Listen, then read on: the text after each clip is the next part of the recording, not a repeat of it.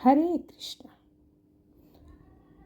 आज एक ऐसे संत महात्मा के कहानी सुनेंगे जो भगवान से भी बड़ा है उनका नाम। भक्त श्री सुधनवा जी की कहानी। एक चंपापुरी नाम का राज्य था जिसके राजा हंसध्वज थे, जो परम धार्मिक थे और धर्मपूर्वक तरीके से शासन करते थे।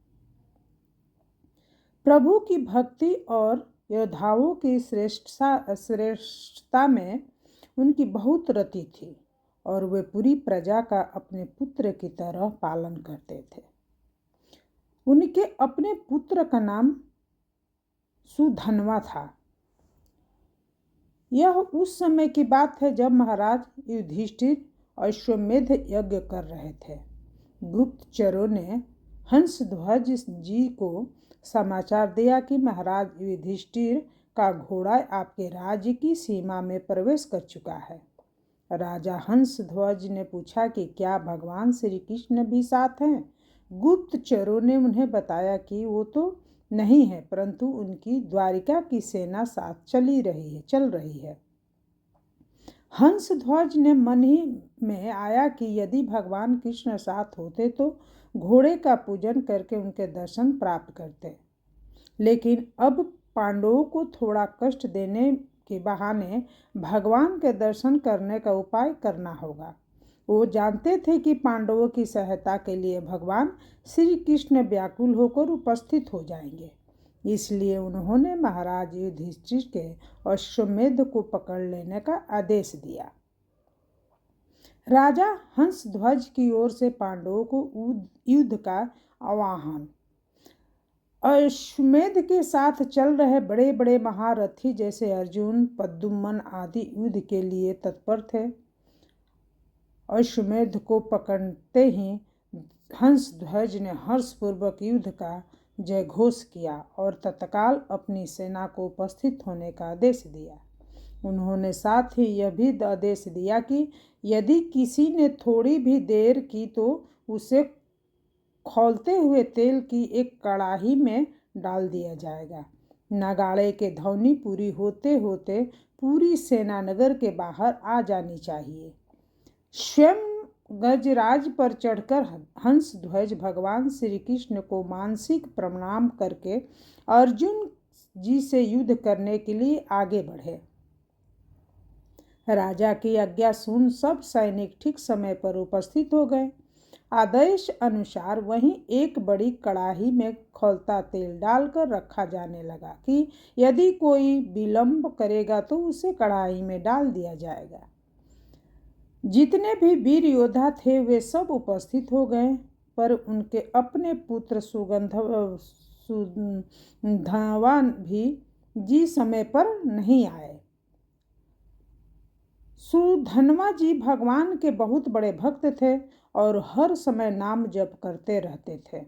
जो ही युद्ध की घोषणा हुई तो अस्त्र शस्त्र से सुसज्जित होकर अपनी माता के पास गए और प्रणाम करते हुए कहने लगे, माँ, आज मेरे जीवन का परम लाभ उपस्थित हुआ है, क्योंकि आज मुझे अर्जुन से युद्ध करना है। आज युद्ध कौशल के द्वारा उनको मैं ऐसा तृप्त और व्याकुल करूंगा कि उनके सारथी भगवान श्री कृष्ण की हमारे ऊपर कृपा दृष्टि पड़े, पर जो हो सकता है कि वे आपस न आऊं।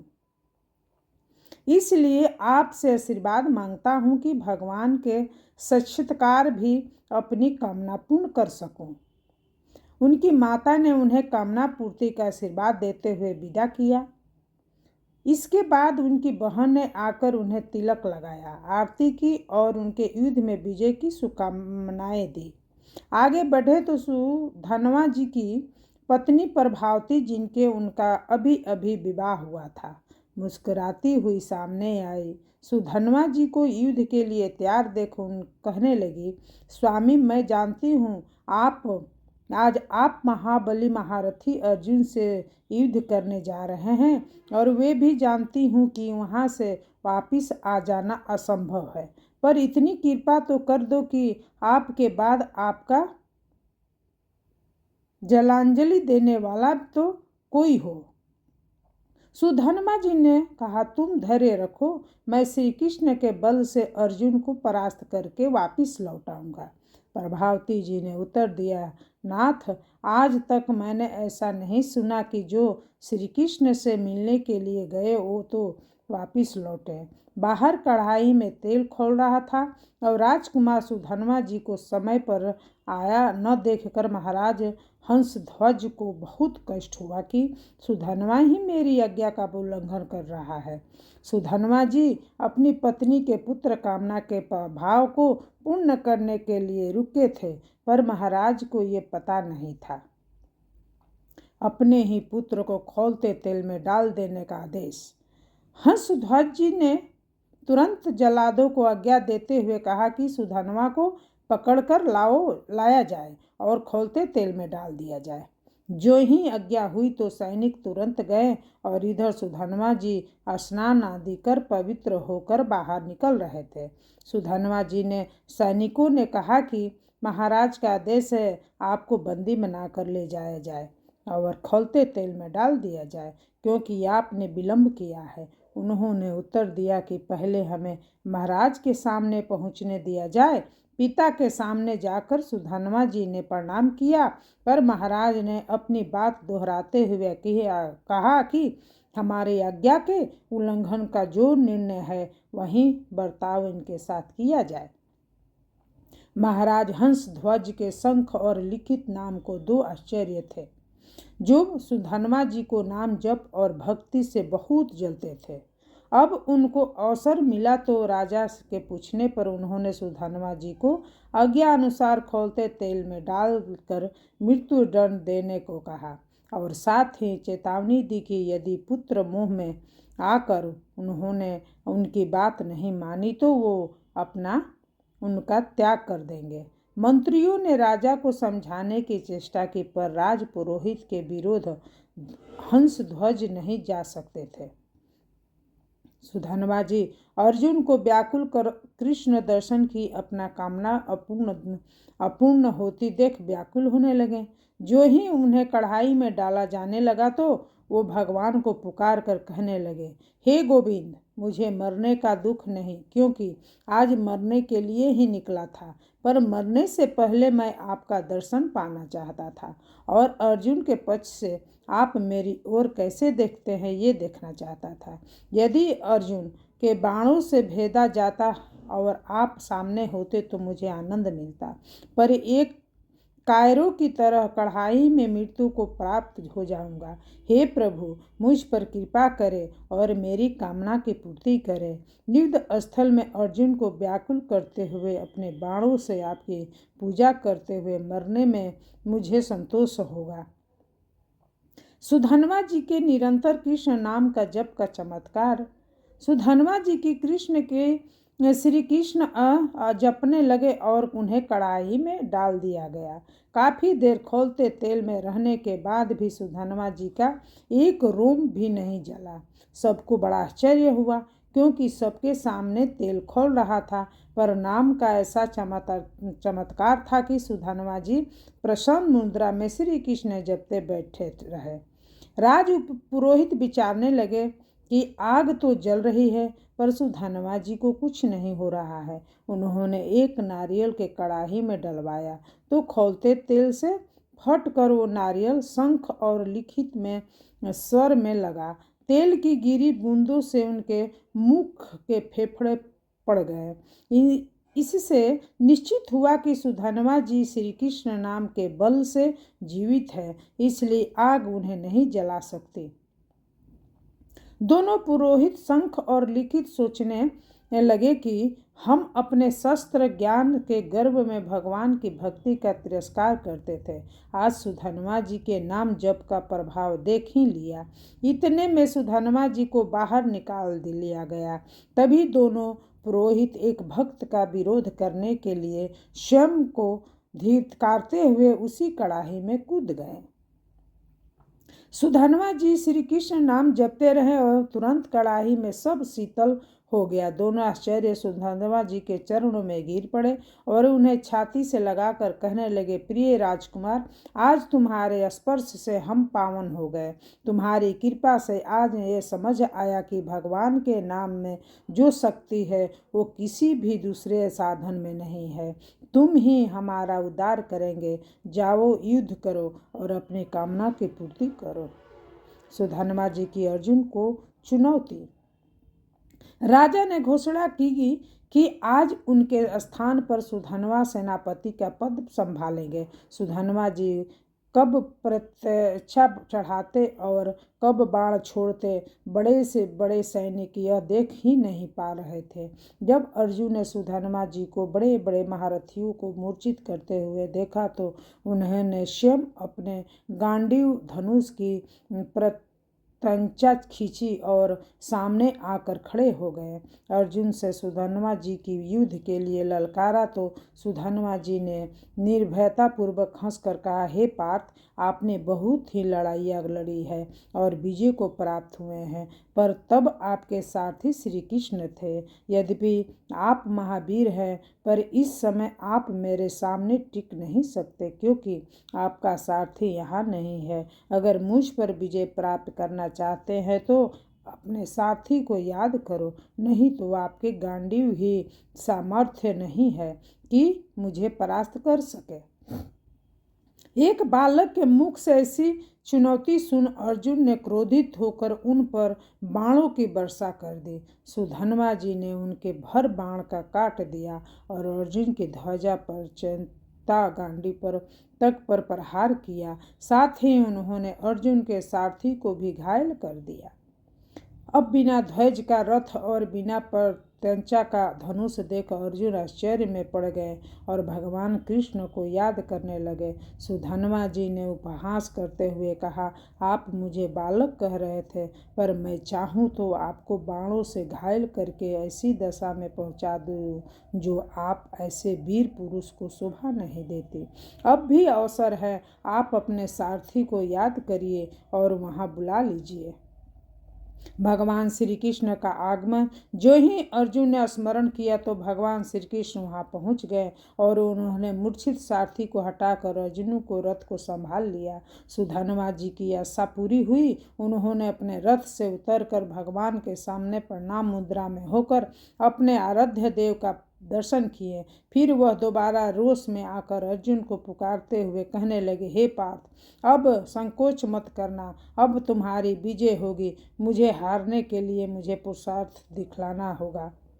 अर्जुन ने कहा, वीर, आज मैं तुम्हें मस्तक को 3 बाणों से गिराऊंगा। यदि मैं भगवान कृष्ण के सामने तुम्हारे सिर को न गिरा सकूं तो मेरे जितने पूर्वज हैं सब पुण्यहीन होकर नरक में गिर जाएंगे। सुधनवा जी ने कहा, पार्थ, मैं श्री कृष्ण के सामने प्रतिज्ञा करता हूँ कि आपके 3 बाणों को बीच में ही काट कर गिरा दूंगा। यदि ऐसा न हो तो मुझे घोर दुर्गति प्राप्त होगी। इसके बाद सुधनवा जी ने 10 बाणों से अर्जुन और 100 बाणों से भगवान श्री कृष्ण की पूजा की। साथ ही उन्होंने 1 बाण से रथ को 100 कदम दूर कर दिया। फिर श्री कृष्ण बोले, धन्य है अर्जुन, देखो सुधनवा कितना महाबली है। समस्त ब्रह्मांड का भार लिए है मैं बैठा हूँ, फिर भी तुम्हारे सहित मुझे 100 हाथ दूर फेंक दिया। ये बल सुधनवा को निरंतर नाम जप और एक दृढ़ पत्नी व्रत होने से प्राप्त हुआ है। सुधनवा जी ने कृष्ण नाम से स्वयं ही कृष्ण को परास्त किया।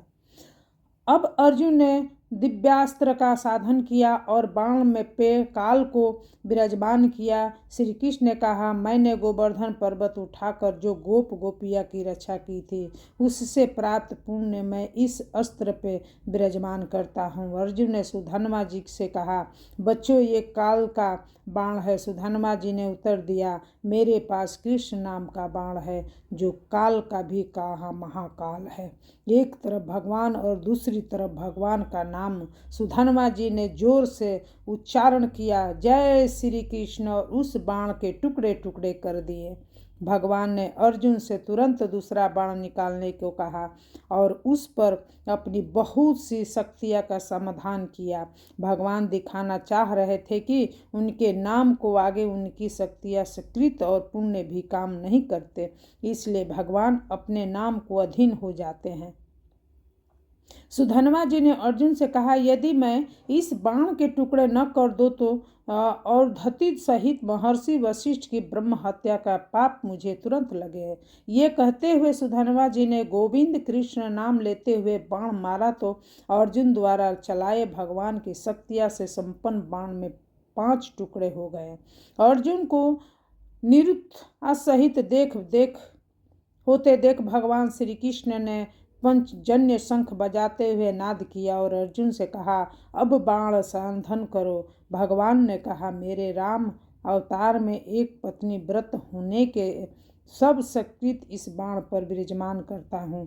फिर उन्होंने ब्रह्मा जी को बाण के पिछले भाग और काल को अगले भाग पर विराजमान होने का आदेश दिया और अर्जुन से बाण चलाने को कहा। सुधन्वा जी ने अर्जुन से कहा, अब भी संशय है? तुम्हें देखो, तुम्हारी विजय के लिए भगवान क्या कर रहे हैं। अब कोई प्रतिज्ञा करो इस बाण को बचाने के लिए। अर्जुन ने कहा, वीरवर, यदि इस बाण से मैं तुम्हारा मुकुट सहित मस्तक ना गिरा दूं तो भगवान श्री हरि और भगवान शंकर में भेद करने से तो जो पाप लगता है वे मुझे अभी लगे। सुधन्वा जी ने कहा, मैं यदि इस बाण को काट न दूं तो काशी में मणिक का घाट पर शिव विग्रह को पैर मारने से जो पाप लगता है मैं तुरंत लगे। दोनों भगवत भक्त ने बड़ी बड़ी प्रतिज्ञाएं कर ली और अपने अपने बाण चलाए। सुधन्वा जी ने जय श्री कृष्ण नाम जप करते हुए उस बाण को काट डाला दिया। हाहाकार मच गया। इतनी महिमा से युक्त बाण को कोई काट नहीं सकता था। बाण तो कट गया पर उसके अग्रभाग में आगे बढ़कर सुधन्वा जी के मस्तक को काट दिया। आश्चर्य की बात यह थी कि सुधन्वा जी के कटे हुए सिर से भी निकल रहा था श्री कृष्ण जय श्री कृष्ण। भगवान श्री कृष्ण नीचे उतरे और उन्होंने सुधन्वा जी के कटे हुए सिर को उठाकर अपने हृदय से लगा लिया। इतने में सुधन्वा जी के शरीर से निकली ज्योति भगवान की परिक्रमा करके भगवान में लीन हो गई। भगवान ने राजा हंस ध्वज से कहा, ऐसा भक्त शायद न आज तक हुआ है और न ही आगे होगा। वे मेरे दिव्य धाम में गया, इसलिए आप शोक या विलाप मत करना। भक्तों को अभय वर देने वाले प्रभु श्री हरि के नाम की अपार महिमा है, इसलिए अनन्य होकर निरंतर भगवान का नाम जपने से सब प्राप्त हो जाता है। जैसे भी बने भाव के कुभाव से श्रद्धा हो या न हो तो भी जो भगवान का नाम आपको प्रिय लगे आपको उसका जप कीर्तन करना चाहिए। सबको राधे राधे।